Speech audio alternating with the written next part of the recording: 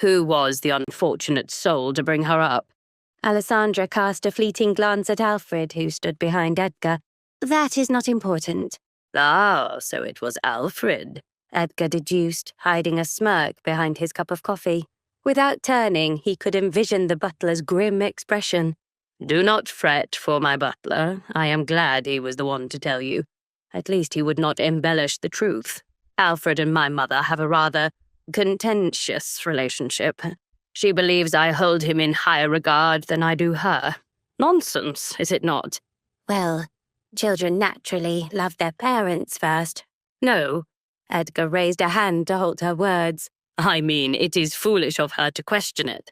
She spent my childhood attempting to send me away, wishing for others to raise me in her stead. My mother cherished society far more than the notion of rearing a son. Why she acts surprised by my indifference now is beyond me. I have no doubt you have heard that you do not meet her exacting standards for a wife. Do not let such nonsense distress you. If I had shared her interests, I would have married one of her chosen women long ago. My mother holds great influence over many of the women in high society, but there are those who do not align with her. You would do well to seek companionship among them, Edgar advised. I did not expect to hear my husband suggest I befriend his mother's rivals, Alessandra remarked, though she knew she would have little choice. Lockwood's social elite operated like a grand game of follow the leader, a notion she had learned from eavesdropping on Kate and Katrina. To avoid being ostracized, one had to align with the reigning figure. Naturally, the leader was the one with the greatest wealth and the power to exile anyone from important gatherings. If Priscilla decreed that Alessandra was to be shunned, most would heed her words. Edgar's name would shield her from overt cruelty, but between the rumors surrounding her and Priscilla's disdain, forming friendships would prove difficult. No one would wish to be entangled in a dispute and risk being labelled curse. Alessandra had no intention of remaining isolated forever. If she was to navigate society, she would need allies. This will only make her believe I seek to oppose her, she thought. I have no desire to wage war against his mother.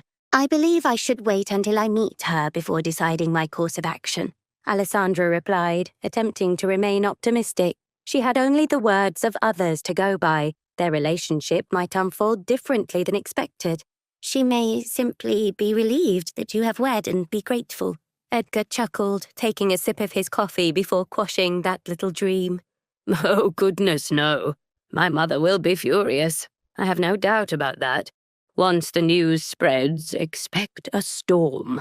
Alessandra frowned, irritated to find her husband so cavalier on the topic. Okay, well, how do you propose we weather that storm? We can do as I always do. Pretend not to be at home when she visits. I have several residences we may retreat to when she arrives.